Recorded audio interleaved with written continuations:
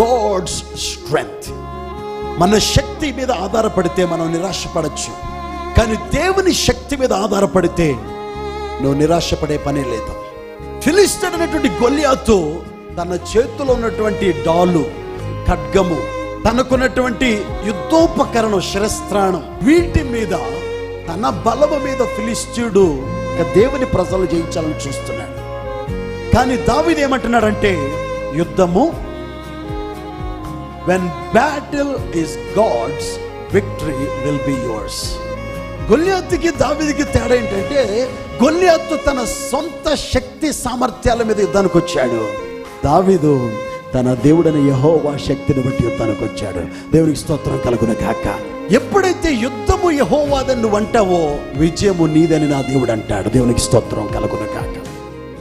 చేతితో యుద్ధం చేయకముందు నోటితో యుద్ధాన్ని, విజయాన్ని ప్రకటిస్తున్నాడు. నీ సమస్యని నువ్వు తాకే ముందు, నీ పరిస్థితిని నువ్వు తాకే ముందు, నీ నోటితో ఒక విశ్వాసపు మాట ఒప్పుకో. టుడే ఐ ప్రే, ప్రార్థిస్తున్నా, నేను ప్రకటిస్తున్నా, నీ ముందున్నటువంటి గొల్యాతుని జయించుటకే నువ్వు ప్రభు నామమును బట్టి వెళ్ళుదువుగాక. హల్లెలూయా.